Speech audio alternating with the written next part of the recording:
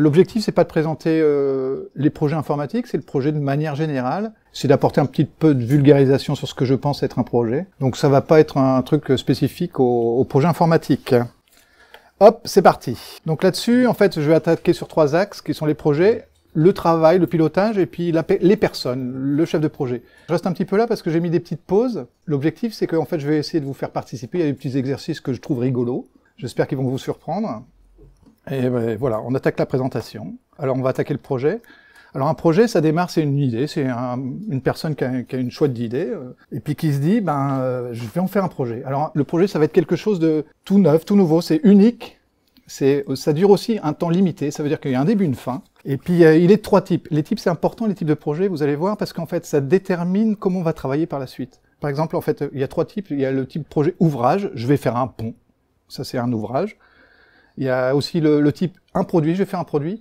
Ça veut dire que je vais, par exemple, faire une nouvelle voiture qui va rouler sur ce pont. Et puis, il y a un 3e type de projet, c'est l'événementiel, où là, on va faire un salon de l'auto, où on va présenter la voiture qui va rouler sur le pont. Et ça, c'est très important parce que ça détermine beaucoup les axes sur lesquels on va travailler le projet. Donc, ça y est, le bonhomme, il a eu son idée, il transforme ça en projet. Donc, pour transformer ça en projet, c'est la première chose qu'il dit, c'est qu'il dit, ça va me coûter combien ? D'abord, qu'est-ce que je veux faire? Combien ça coûte? Et puis, à quelle date je veux le faire? Donc, il pose ces 3 axes-là, qui sont les axes principaux du projet. À chaque fois qu'on va bouger un axe, il faut savoir, si je change la qualité, c'est-à-dire je décide de faire quelque chose de plus dans mon projet, je vais peut-être mettre plus de temps à le réaliser. Ça change tout le projet. Donc là, pour moi, ça y est, je me repose. Alors, c'est pour ça qu'il y a du texte. C'est un exercice à votre destination. Maintenant, on a compris que sur ces 3 axes, je peux toucher les coûts, la qualité et le délai. Et on se dit, voilà, maintenant mes projets, il y a des axes principaux selon le type de projet. À vous de me dire, selon vous, sur quel axe chacun des petits projets qui sont en dessous quel est l'axe prédominant de chacun des projets? Il y en a qui veut s'y coller sur le premier? Bon, je pense que vous avez tout bon. En fait, sur le dernier point, on n'en sait rien. On n'en sait rien parce que, c'est pour l'exemple, on va passer après. Je ne sais pas ce que veut exactement le client. Est-ce que c'est comme introduire le client? Donc gagner le marché, ou vraiment c'est un forfait vachement où je dois gagner du pognon, etc. Donc ça, on n'en sait rien. C'est le contexte qui fera que c'est trop imprécis pour décider quoi que ce soit mon affirmation. Je pense que vous avez compris les 3 axes. On bascule. Alors il y a 2 types d'acteurs dans les projets. Il y a le demandeur, en fait, c'est celui qui exprime le besoin et qui le porte. On appelle ça la MOA, maîtrise d'ouvrage. Et puis il le fait réaliser par une équipe qu'on appelle la maîtrise d'œuvre, qui elle, en fait, elle fait le travail. Et elle répond aux attentes de la MOA. Alors souvent, c'est contractualisé. Ce qui est important, là, j'ai mis une petite annotation là, vous verrez. Selon la méthode qu'on utilise, c'est un vocabulaire un peu obsolète, qu'on n'utilise plus, on parle plus de MOA ou de MOE, peu importe. Dans les principes, c'est toujours comme ça, d'accord? Bon, là, on est dans le cadre d'une organisation de projet voilà, le chef de projet, on se dit, il y a un chef de projet MOA qui pilote son périmètre, un grand périmètre. Puis à l'intérieur, il y a le chef de projet MOE qui prend sa partie dans le cadre du projet MOA, et puis il fait appel à des sous-traitants, donc il y a un autre CP sous-traitant qui va gérer l'équipe sous-traitante, et ça peut être ad vitam aeternam comme ça. Ça, c'est le projet très classique. Cependant, on arrive plus souvent dans ce phénomène-là. Ça veut dire qu'en fait, si on n'a pas bien défini le périmètre, le CPMOA, il sait exactement ce qu'il fait. Le CPMOE, il fait exactement ce qu'il fait, mais pas forcément ce que la MOA a demandé. Et puis on a un CP prestataire qui sait exactement ce qu'il fait, mais pas forcément ce qu'on a demandé non plus. Si bien que là, il y a des trous partout, on fait des choses inutiles, et il y a des choses qui ne seront pas faites. Alors c'est pour ça que c'est vachement important de bien se mettre d'accord dans le respect du périmètre, et oublier le moins de choses possible. Alors évidemment, ce qu'on ne sait pas, on l'oublie, mais par contre, ce qu'on sait et qu'on ne fait pas, il est très important de le spécifier. C'est-à-dire que moi, je suis MOE ou je suis MOA.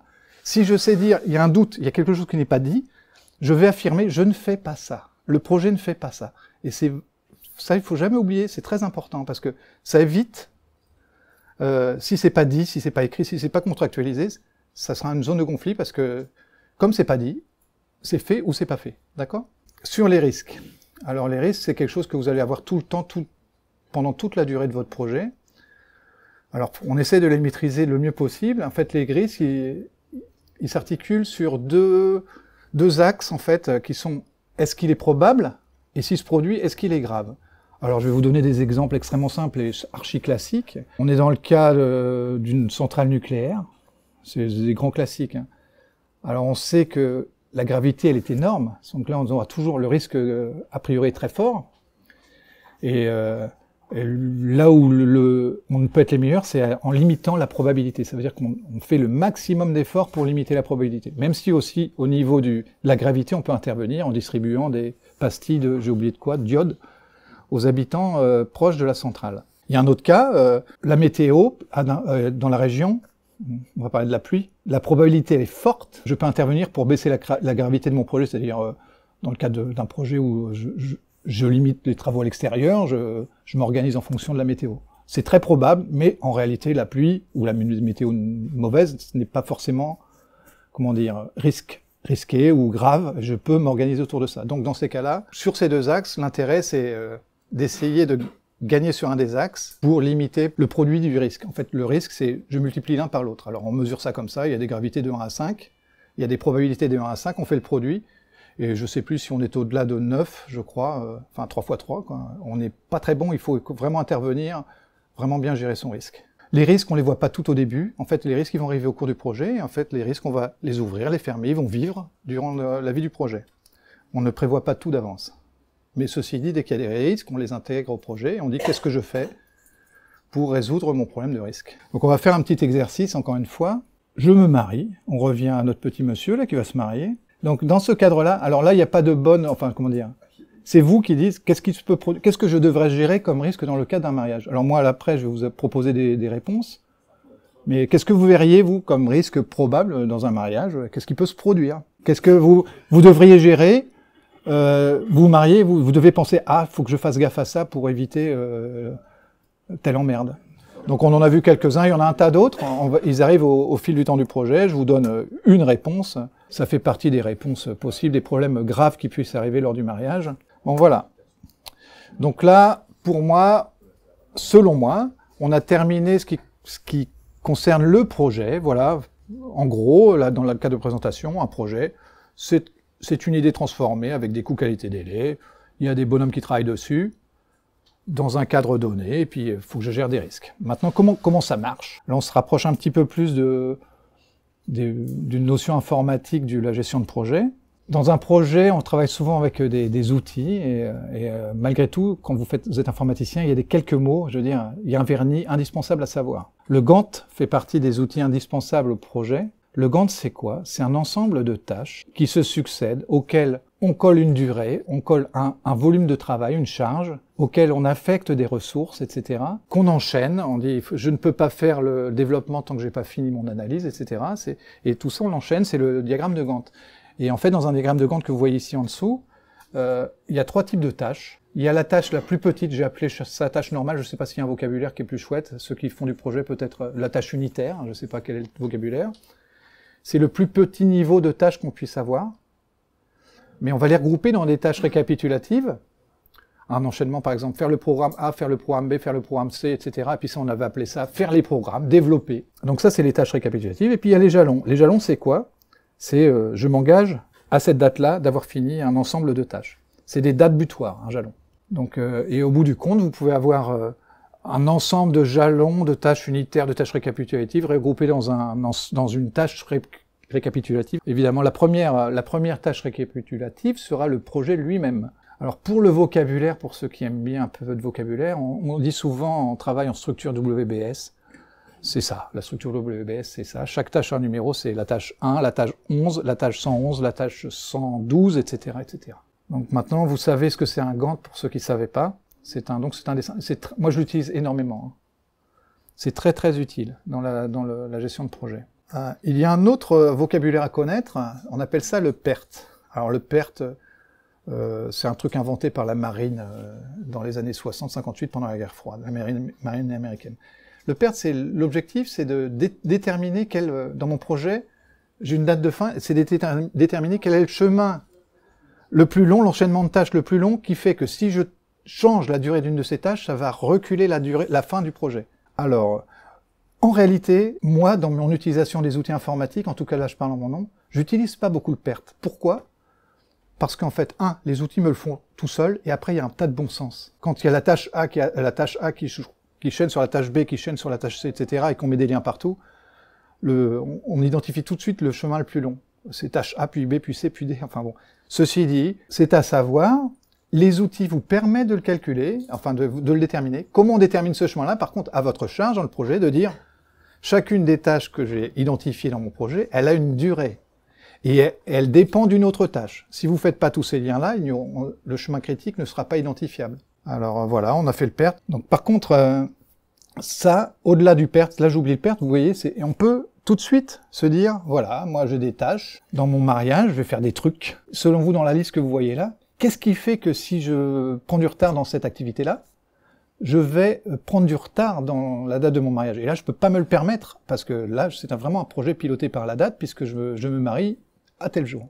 Alors, il n'y a pas de bonne réponse. Hein. Moi, il y a plein de dames qui peut-être diraient, bah, la robe de mariée, moi, tant que je l'ai pas choisie, je fais rien d'autre. Hein.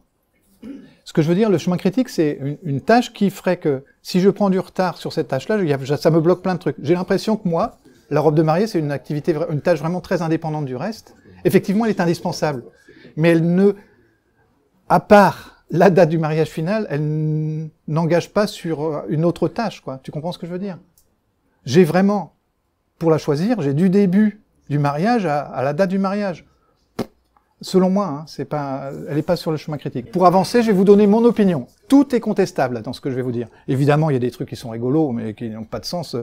J'imagine que contacter les potes pour l'enterrement de vie de garçon, personne pense que ça puisse être d'une quelconque manière sur le chemin critique du truc, même si c'est assez chouette comme activité. Alors, selon moi, la constitution de la liste des invités fait aussi partie du chemin critique. Pourquoi? Parce qu'elle va déterminer la salle, elle va déterminer les faire-part, elle va déterminer un tas de choses. Et selon moi, tant que j'ai pas constitué la liste des invités, il y a plein de choses que je peux pas lancer. C'est une manière de penser. En fait, là, j'apporte. Et pourquoi pas la robe de mariée serait sur le chemin critique? J'en sais rien, moi. Il y a des gens qui peuvent dire, moi, tant que j'ai pas choisi ma robe, je fais rien d'autre. Après tout, pourquoi pas? Il n'y a pas de bonne réponse. Mais a priori, comment? Tant que t'as pas choisi la femme. Ouais. Alors, alors il y a quelques prérequis là-dedans. Hop, voilà. Alors, on va attaquer ce que c'est qu'une ressource. La ressource, en fait, ce sont les personnes ou les outils indispensables pour réaliser le projet. De manière générale, quand on est chef de projet en informatique, on pense tout de suite, je vais avoir besoin de Pierre-Paul Jacques. Mais vous allez avoir des projets où vous allez avoir besoin de PLSQL version 18.14, et si vous n'avez pas ça, votre projet, vous ne pourriez pas le réaliser. Donc vous devez, ou une licence MS Project, par exemple, et vous en avez besoin. Et ça, c'est des choses qu'on oublie toujours. De manière générale, vous ne les aurez pas, mais de plus en plus, vous allez être confronté à des projets où vous allez avoir besoin d'outils. Avec les problématiques qui arrivent, je sais pas, enfin, Christophe, il y a des problématiques techniques qui obligent d'avoir certains outils informatiques que le client n'a pas nécessairement et qu'il va falloir intégrer dans le cadre du projet. D'accord? Ça, c'est un grand oubli général dans la gestion des projets. C'est très important pour moi, parce que quand vous travaillez chez certains clients, on travaille en argent. Et si on oublie qu'il faut acheter un PC machin à 10 000 euros, eh ben, c'est un sacré bazar pour avoir l'argent, quoi. En général, alors, on travaille avec des clients qui travaillent soit en jours, ça veut dire qu'on dit la ressource humaine, elle va travailler 5 jours. Mais il y a d'autres clients qui travaillent en argent. Ça veut dire que 5 jours, c'est pas 5 jours, c'est 5 000 euros, ou de 2 500 euros, ou 1 000 euros. En fait, et c'est assez important. Cette notion de TJM, c'est le taux journalier moyen. Tout ça, on va l'utiliser selon le contexte du client. Certains clients travaillent en jour, donc on s'en fout. Certains clients travaillent en argent, on ne s'en fout pas du tout. Pourquoi on s'en fout pas dans ces cas-là? Parce qu'on, malheureusement, et c'est arrivé fréquemment, on a 2 personnes qui vont travailler pour nous, qui sont susceptibles de travailler pour nous, et on regarde le tarif de l'une et de l'autre. Il y en a une, elle est à 1 000 euros la journée, elle est pas mauvaise, hein. Mais l'autre, elle est vachement bonne, et en plus, elle est à 400 euros la journée. On se dit, ah, je préfère lui. Parce qu'en fait, au bout du compte, faire travailler Pierre ou Paul, quand son TJM est différent, le coût du projet à l'arrivée change complètement. Donc, le TJM est quelque chose d'important. Vous allez être confronté à cette problématique-là, vous allez des fois vous bagarrer parce que la ressource idéale, c'est celle qui est pas chère et qui bosse bien, quoi. Il n'y a pas de secret, hein. Ensuite, le partage des ressources. Ça, c'est une autre... Alors là, c'est vraiment un grattage de tête vachement compliqué. C'est que, au début, tu te dis, c'est vachement bien, je vais faire mon projet, je vais travailler avec lui. Puis, tu es dans une société informatique, on dit, lui, toi, tu décides de rien, qui va travailler pour toi. Nous avons un PMO, hein, ou un manager de ressources, qui va te filer les ressources qui vont travailler sur ton projet. Et là, ça complique vachement le travail. On voit bien que l'axe ressources est complètement perpendiculaire à l'axe projet. Ça, c'est une vraie problématique. On va vous affecter, en gros, pour ton projet, pour notre projet, on va nous affecter des ressources. Il va falloir qu'on fasse avec. Quand on affecte les ressources, on choisit même pas la date, et en fait, tout ça, ça remet en cause le projet, les dates, c'est quelque chose de subi. Et ça, faut vraiment travailler là-dessus, c'est un sujet très important dans le cadre du pilotage projet informatique. On ne choisit pas les gens qui vont travailler sur le projet, et c'est une vraie problématique. On ne choisit pas qui, ni quand. Donc ça impacte le coût, et ça impacte le délai. Et tout ça, il faut jongler avec ça. Maintenant, je vais aborder le sujet charge et délai. Je considère qu'il y a beaucoup de confusion autour de ça. Alors pourquoi il y a de la confusion? La première confusion, c'est qu'en fait, on se dit, quand on a un projet, il nous arrive des fois, on nous dit, t'as 600 jours pour faire ce projet-là. Et on se dit, ils sont vachement balèzes, les gens qui nous ont donné le projet, parce que ils avaient un post-it, il faut gérer le client, t'as 600 jours. Tu dis, la vache! Ils ont le nez creux, les mecs, vachement balèzes. Et ils te disent, non, non, non, on a estimé qu'il y avait 10 programmes batch simples, machin. Et ils disent, on est passé à travers des abacs, qui ont dit, ça fait tant d'écrans, tant de ceci, cela, simple, complexe, machin, on appuie sur un bouton, puis ça te calcule 623 jours et demi. Tu dis ça, oh, ça c'est super, c'est vachement bien. Le chef de projet, il est vachement fort, parce que grâce à des bouts de papier, il sait combien son projet va lui coûter. Et ben moi, je vais vous dire, hein, moi je reçois une notice de montage de meubles chez moi, je l'ouvre, puis je vois, c'est marqué, la BAC, j'imagine, c'est marqué, facile à monter, 1 heure. Ben, je me dis, putain, je vais y passer la journée. Parce que je sais pas faire, en fait. Vous allez comprendre que les ABAC, elles ne collent pas, parce que si tu vas avoir un développeur débutant qui vraiment débute et qu'il faut former, la BAC, elle n'a pas tenu compte de cette personne-là. Si tu as un expert super crack, elle n'en a pas tenu compte pour autant non plus. Ça vetu dire que tu as une mesure, on te donne une mesure moyenne, et après tu peux pas te satisfaire de ça quand tu es chef de projet. Après tu travailles avec les gens.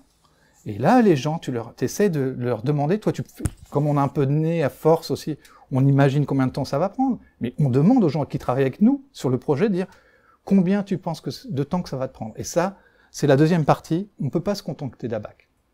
Il ne faut pas croire que les gens qui vous ont dit ça va prendre 600 jours, ils sont super balèzes, et parce qu'ils ont mesuré que ça faisait 600 jours exactement.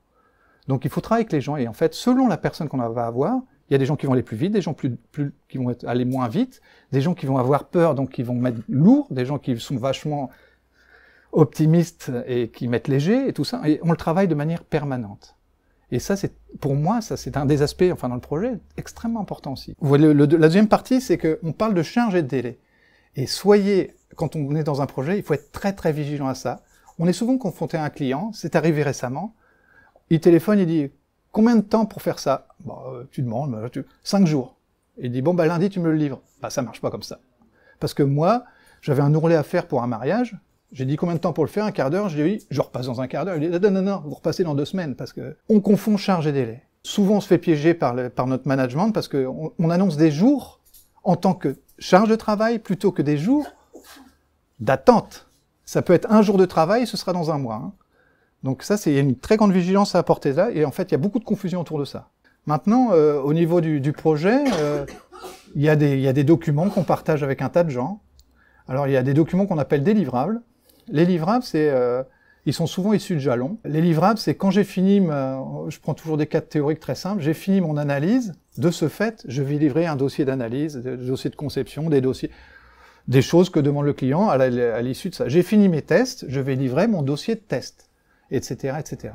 Donc souvent les livrables, ce sont des choses qui arrivent dans le cas du projet, tu jalonnes, et en fait, en général, dans l'informatique, on jalonne en fonction des livraisons à faire. On peut rajouter des jalons, évidemment, qui ne sont pas des livraisons, et qui sont importantes pour moi, gestionnaire de projet, évidemment, mais je jalonnerai de toute façon mes livrables, parce que c'est quelque chose, c'est de la com extérieure, et les gens, ils sont très sensibles. Ensuite, ce qu'on appelle le reporting, c'est pareil, c'est une com qui peut vous simplifier la vie, vous pouvez pas vous imaginer. Les clients ont des attentes sur le reporting, et le reporting, c'est quoi? C'est dire où j'en suis sur mes axes coût, qualité, délai, et où j'en suis dans ma gestion des risques, les risques en cours. Le reporting, c'est juste ça, de manière récurrente, selon les cas très fréquentes, hebdomadaires, selon les cas très très très merdiques tous les jours, quand on est, on va dire, une task force ou des choses comme ça, c'est juste dire, voilà, moi j'en suis là. Et après, il y a une formalisation qui est différente selon chacun des clients. Mais si vous faites un reporting à la sauce client comme il vous le demande, et que vous le faites, enfin ça c'est vraiment une demande forte de la part du client, dans votre projet, vous simplifiez énormément la vie parce que ça, on verra plus tard, enfin selon moi, ça instaure de la confiance. C'est vraiment quelque chose, et quand il y a de la confiance, les gens travaillent vraiment ensemble, et on travaille pas l'un contre l'autre. Maintenant, on va attaquer, pour réaliser ça, il y a des outils. Alors il y a des outils de planification, le plus connu que je connais moi très bien que je trouve qu'il est vachement bien d'ailleurs. J'en changerai pas d'avis parce que j'en ai côtoyé d'autres. MS Project, je trouve que c'était vachement bien parce que ça fait plein de choses pour peu qu'on sache l'utiliser. C'est qu'un outil, hein. J'insiste là-dessus. C'est qu'un outil, mais c'est vachement bien parce que ça m'aide à voir où je vais atterrir quand je change un paramètre, quand un délai, une charge. Ça me permet de savoir aussi comment mes ressources vont travailler. Et puis tout ça, il va me guider sur l'arrivée de mon projet, sur mes livrables. Et ça va me permettre aussi de faire mon reporting parce que certains outils sont vachement chouettes. T'appuies sur le bouton, pouf, il te sort ton reporting coût qualité délai. C'est vachement chouette. Par contre, j'ai rencontré beaucoup de chefs de projet qui font un planning. Et puis en fait, ils l'encadrent. Et puis le projet démarre. Donc ils ont fait un planning et c'est vraiment le projet fini. Puis le premier truc ils disent, je fais l'analyse, je commencerai les développements quand l'analyse sera faite. Ils ont un développeur qui est vachement balèze, on lui dit ça, mais autonome, il faut pas le faire chier. Il commence, il développe et puis il a fini son développement avant même qu'on lui ait dit voilà ce qu'il faut faire parce qu'il est vraiment bon à... Puis alors là, t'as le chef de projet qui vient te voir qui dit horreur malheur. Je regarde, j'ai fait un lien début-fin, j'ai mon développement qui a commencé avant le début de mon analyse. Et là, tu dis, bah, tu veux quoi? Ah, je veux qu'il démarre après. Donc, bah, tu jettes son travail. Ah non, parce que c'est fait. Je dis, bah alors. Et c'est là où, en fait, il faut être pertinent. Le projet, c'est quelque chose qui vit. Le planning, c'est quelque chose qui vit. C'est un peu comme un jeu d'échecs, en fait. Vous commencez la partie, vous allez faire le coup du fou. Puis, premier truc que fait l'adversaire, il joue un truc qui t'empêche de le faire. Bah, à ce moment-là, bah, tu révises ta stratégie. Et tu vas jouer autrement. Et puis le coup d'après, et tu revois. Et ton planning, ça va être ça. Le projet, ça va être ça. Il y a un incident, bah tu gères l'incident. Il y a une personne malade, bah tu en tiens compte et tu revois. Et en fait, de jour en jour, le planning, c'est pas quelque chose que vous avez établi au début et que vous allez tenir. C'est quelque chose que vous avez établi au début, qui va changer, que vous allez essayer de tenir. Il évolue sans arrêt. Ça change tout le temps. C'est quelque chose de très vivant. Ne pas se fier au fait que l'outil vous a dessiné le planning, donc ça va se réaliser comme l'outil l'a dit. Hein. Bon. Là, vous allez un peu bosser, il y a du texte, il y en a beaucoup de texte. C'est un cas d'école pour vous montrer comment une bricole, une modification, un incident ou quelque chose dans mon planning initial peut changer mon planning. Ça demande un petit peu de logique, voire beaucoup de logique, mais voilà, vous avez un cas d'école qui se produit tout le temps en clientèle. Ce cas d'école, il est rigolo, mais il est vrai. On a fait un beau planning magnifique, super chouette, je l'encadre et je dis voilà, mon projet est fini. Et puis on voit qu'il y a... que le monsieur là, qui s'appelle Jacques, et paf, il est malade. Et qu'est-ce qui va se produire, selon vous? Il y a une vraie réponse. Hein. Je vous apporte la réponse ou vous avez le courage de vous lancer? Il y a des gens qui ont des idées, c'est pour le fun. Hein. 4 semaines. 4 semaines. Donc c'est presque bon. En fait, ce qu'on se rend compte, c'est que avec ces enchaînements de trucs, il y avait des tests à faire qui tombent pile poil dans la plateforme. En fait, on chope toutes les merdes.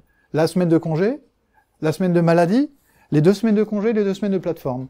Donc, en fait, ce que j'avais prévu au début, ça tombait vachement bien, et là, j'arrive 6 semaines plus tard. Et je vous assure que ce cas-là, qui est un cas d'école, enfin, là, c'est un cas inventé, mais je ne l'invente pas. J'ai vécu ça récemment sur un projet où j'ai pris 2 mois de retard pour 3 jours de retard sur un test. C'est dramatique. 3 jours égale 2 mois. Ça, c'est des expériences qu'on vit fréquemment. Donc, soyez vigilants à ça. En fait, on se rend pas compte. On se dit, je prends 1 semaine de retard au début, ça va se régler. Évidemment, la réponse, il y en a. Ça, c'est pas acceptable. Donc, évidemment que moi, maintenant, je suis chef de projet, je dis, ah merde, je suis sacrément dans la panade. D'ailleurs, pas maintenant. C'est au 6-8 que je me rends compte que je suis dans la panade. Je dois gérer cette problématique-là, peut-être en inversant les travaux, en faisant venir quelqu'un d'autre, en travaillant à 2 sur les travaux de Pierre, etc. Où il y a plein de solutions, il y en a toujours plein. Mais là, je vais mettre un risque et dire, oh la vache, ça pue. Et alors là, c'est vachement bien. L'outil, vous appuyez sur le bouton, il vous donne ça. Vous appuyez sur le bouton, et il vous dit que vous êtes, enfin, il vous dit pas que vous êtes dans la merde, mais il vous dit ça. C'est quand même vachement intéressant de voir qu'une bricole peut foutre un vrai bazar. Au niveau des outils de test, je parle d'outils, mais il y a aussi les tests, en fait. Les tests, il faut savoir qu'on fait plein de tests. Alors, je sais pas, avec les nouvelles méthodes, on appelle ça peut-être autrement, mais peu importe, c'est toujours les mêmes tests qu'on fait. Il va y avoir les tests de programme, les tests d'intégration, les tests métiers, les tests de performance, enfin, il y a toute une panoplie de tests. Et pour les réaliser, on vous file des outils. Certains que je connais pas, qu'on nous a déjà présenté d'ailleurs un Dome Event. J'ai vu des outils d'automatisation qui permettent de gagner vachement de temps pour, par exemple, je fais des développements, pour tester la non-régression, je lance un un automate qui me rebalaye tous les cas standards de mon application sur des interactifs. En général, j'ai pas vu beaucoup faire ça sur des traitements batch, mais bon, en tout cas, ça existe. Il y a des outils d'automatisation, et puis après, on nous met aussi à disposition des outils, c'est très sympa, des outils dont un qui est très connu, Quality Center. Il est vachement sympa parce qu'il détermine du début ce que je veux tester, le quoi, enfin ce qu'on appelle les exigences. Je vais faire mes scénarios, je vais les passer, mes tests, je vais les réaliser, je vais donner les résultats, et puis les gens qui les auront testés, c'est pas forcément moi qui teste. Moi, je peux faire les scénarios, quelqu'un d'autre teste. Il va me faire des anomalies, et les anomalies me reviendront. Et tout ça, c'est piloté par le même outil. C'est très agréable, c'est un vrai confort pour simplifier la communication. Mais ce ne sont toujours que des outils, hein. On peut s'en passer. C'est-à-dire, on peut faire tout ça sans outils, hein, j'insiste. J'avais fait ça, c'est parce qu'au niveau des acteurs, etc., c'est un problème de vocabulaire, en fait. À travers la méthode, on dit avec la méthode agile, c'est changé, etc. Non, la méthode agile, c'est quelque chose de chouette. La méthode cycle en V, c'est une méthode, et en réalité, moi, quand je fais du cycle en V, les cycles en V, c'est je spécifie, je conçois, etc. Et en fait, on appelle ça, il y a un effet tunnel. Pendant un certain temps, on dit qu'on communique pas avec le client. Il a donné son cahier des charges, et puis, jusqu'à ce qu'on lui retourne les développements qu'il teste, on lui dit, bah, il flippe parce qu'il voit rien. C'est l'effet tunnel. Mais c'est pas vrai, en fait. Même dans ce cas-là, on travaille beaucoup avec les clients. On peut utiliser le cycle en V, et on se rend pas compte, mais on en fait aussi un petit peu d'agilité. On en fait tout le temps. L'agilité, c'est à travers la communication, selon moi. Mais donc, la méthode aide beaucoup à bien faire, à mieux faire. Elle va pas vous dire, parce que je maîtrise la méthode, je ferai bien. Je suis vachement allergique à ça, en fait. On confond les outils et le travail, en fait. Les outils aident vachement à mieux travailler, mais ils font pas le travail à votre place. Donc là, en fait, le chef de projet, ce qu'il a fait, alors, c'est, on va dire, le manager de manière générale. Le manager, il va faire des activités de type pur management, de travail d'équipe et de la gestion. La gestion, enfin, on va voir ce que c'est. Alors d'abord, je vais aller assez vite parce que tout n'est pas vrai. Quand on débute chef de projet, on n'a pas tout ça à faire. Heureusement, on gère pas le recrutement, on gère pas un tas de choses comme ça. Mais dans tous les cas, le chef de projet, il va préparer son projet, il va organiser d'une certaine manière, il va faire quelque chose pour accueillir les personnes, accueillir les locaux, peut-être installer des postes ou demander, etc. Ça fait partie de son boulot. Ensuite, une fois que le projet démarre, il va commencer à bosser avec les gens, il va leur donner envie, tout ça, il va leur dire en quoi ça consiste, etc. Ensuite, comme c'est un chouette de mec, il va leur dire, c'est vachement bien ce que je fais, regardez, moi je vais vous aider, je vais foutre un baby-foot dans les locaux et ça va être vachement sympa, ça va vous simplifier la vie pour vos détentes. Bref, je continue. Il faut beaucoup causer, selon moi. Mais causer avec les gens avec qui on travaille, mais causer aussi avec les gens avec qui on travaille pas, enfin, de manière directe. Nos clients, peut-être d'autres personnes, des prestataires, enfin, on parle beaucoup. Et vraiment, ça, c'est un travail. Tout ça, c'est des travaux humains. Ensuite, ça, c'est très rigolo. On a beaucoup de mal, quand on est chef de projet, à le faire. C'est-à-dire, on a toujours besoin de faire. Ça, il faut à un moment donné le lâcher. Il faut dire, j'ai des super bonhommes, ils savent faire pourquoi je veux faire leur place. Parce que moi, de mon temps, je savais faire. C'est plus mon boulot. Et de toute façon, je n'arriverai pas à faire tout. On le verra plus tard, mais le faire, c'est pas laisser faire. Hein.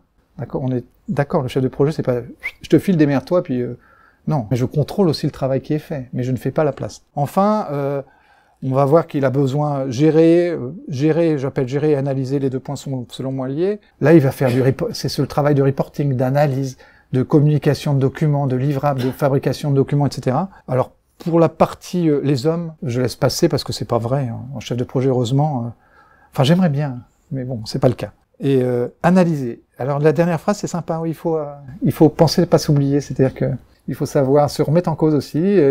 Et voir ce qui va pas, il y a des techniques pour ça. Je finis. Vous avez vu, son bras devient de plus en plus costaud. Là, on va enfin dire ce que je dois faire, et surtout, là, enfin, c'est un vrai arbitre à un moment donné, il peut pas hésiter, il va prendre une décision. Je ne saurais pas dire que la décision qu'il va prendre est la bonne, mais je décide.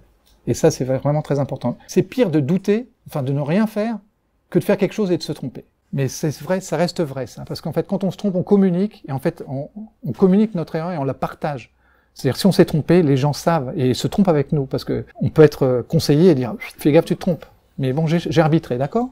Le dernier point, c'est on prévoit, c'est pas à notre niveau de chef de projet, c'est pas quelque chose qu'on fait, c'est du management plus important qui fait ça. On s'occupe pas trop de cet aspect-là. Pour les dames, en fait, j'ai présenté toujours un chef de projet, c'est toujours un mec, ça devient Superman. Ça peut être une Wonder Woman aussi, c'est des chefs de projet. On avance et j'ai bientôt fini.